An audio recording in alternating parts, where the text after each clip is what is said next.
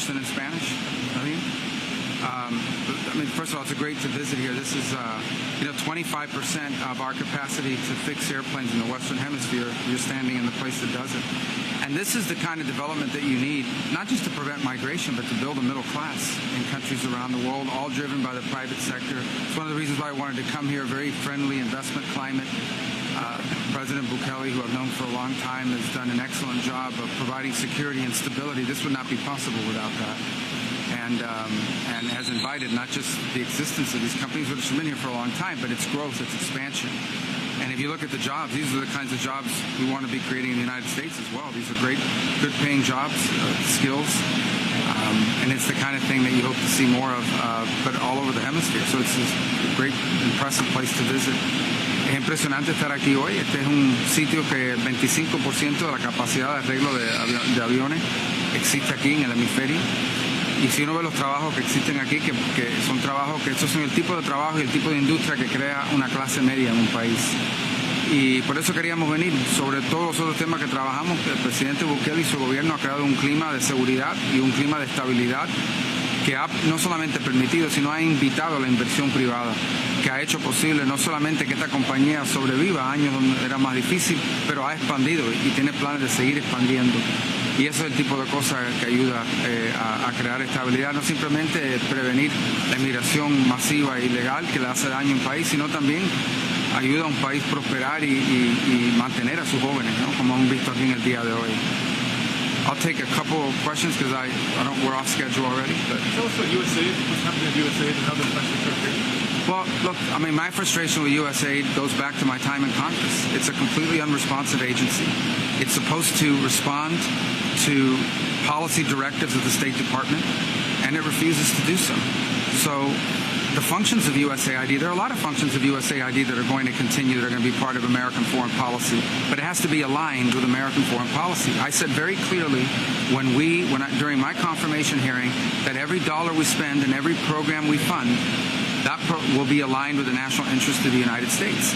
And USAID has a history of sort of ignoring that and deciding that there's somehow a global charity separate from the national interest. These are taxpayer dollars. And so I'm very troubled by these reports that they've been unwilling to cooperate with people who are asking simple questions about what does this program do, who gets the money, who are our contractors, who's funded. And that sort of level of insubordination makes it impossible to conduct the sort of mature and serious review that I think foreign aid writ large should have. We're spending taxpayer money here. These are not donor dollars. These are taxpayer dollars. And we owe the American people the assurances that every dollar we are spending abroad is being spent on something that furthers our national interest.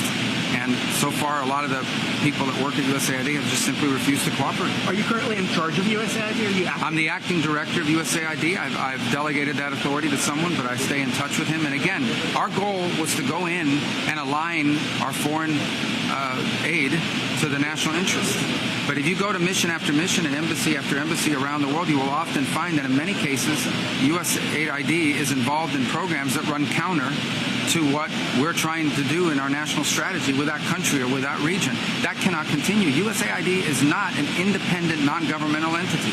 It is an entity that spends taxpayer dollars, and it needs to spend it, as the statute says, in alignment with the policy directives that they get from the Secretary of State, the National Security Council, and the President. And it's been 20 or 30 years where people have tried to reform it, and it refuses to reform. It refuses to cooperate. When we were in Congress, we couldn't even get answers to basic questions about programs. That will not continue. That's not going to continue. Elon Musk was called a terrorist organization. Do you believe that? I've articulated to you my challenges with it, and they go back to my time in Congress. Okay, we would ask them questions. Who does this program fund? Who gets the money? We won't tell you. We don't need to tell you. We're apolitical. Well, American foreign policy isn't apolitical. American foreign policy is to further the interest of the United States.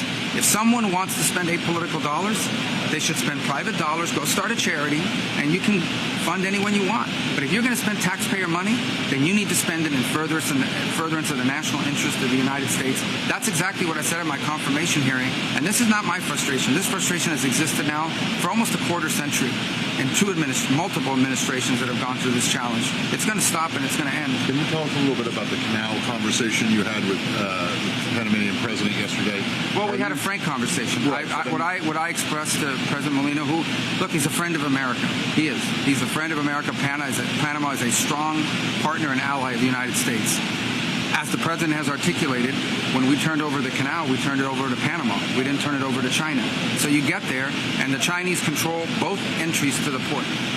Both entries to the port. We have a treaty obligation to protect the canal if it comes under attack, but our Navy is paying fees to go through there. So I express frustration about those things, and again, I understand that it's a delicate issue in Panama. We don't want to have a hostile or negative relationship with Panama. I don't believe we do. But we had a frank and respectful conversation, and I hope it'll yield fruits and results in the days to come. But are you pleased, or at least encouraged, with his response about looking into this and especially well, he's made some announcements about the Belt and Road Initiative, which is right. good. I mean, they're the first country in the Western Latin America to end their relationship with Belt and Road. We do a lot of other things with Panama that go beyond just the canal. I mean, they've been a great partner on the slowing down the rate of migration on the Darien and coming across the Darien Gap and the like. So I think it was a good visit. Obviously, there's still more work to be done there, but I think it was a very good visit, and it was a worthwhile visit and a very respectful, and it was one that I think is going to achieve potentially really good things that assuage concerns we have. But time will tell. We'll see. But I felt good about it. What's your role on Mexico? Will Mexico to pause? If you talk about well, they're going to send 10,000. Yeah, they're going to send 10,000 border agents. The president's expressed his frustration with the flow of fentanyl and illegal migration. So that's a good step. So the president, I think, has extended it by another month. And I wasn't on the call, but my understanding it was a good call with President Sheinbaum. And we want to have a good partnership with Mexico. No, they'll always be our neighbor. And so it's a country that we do a lot of things with, but we have legitimate concerns about not just the existing, but the rapidly growing presence of dangerous cartels, who in some cases operate as governments in parts of Mexico. It's a huge challenge to the sovereignty of the Mexican state. And so we seek to be good partners in that regard. I think deploying 10,000 National Guardsmen on the Mexican side from Mexican National Guardsmen is a very good sign. I'm not sure it resolves all the issues that were raised, because beyond that, there's some trade imbalance issues the president wants to address. Obviously you saw the result of that. Will you travel to Mexico? Will I travel to Mexico? I'm sure I will, but we're not planning to as part of this trip. Obviously, things can change on any moment, but right now I've been in touch with their foreign minister.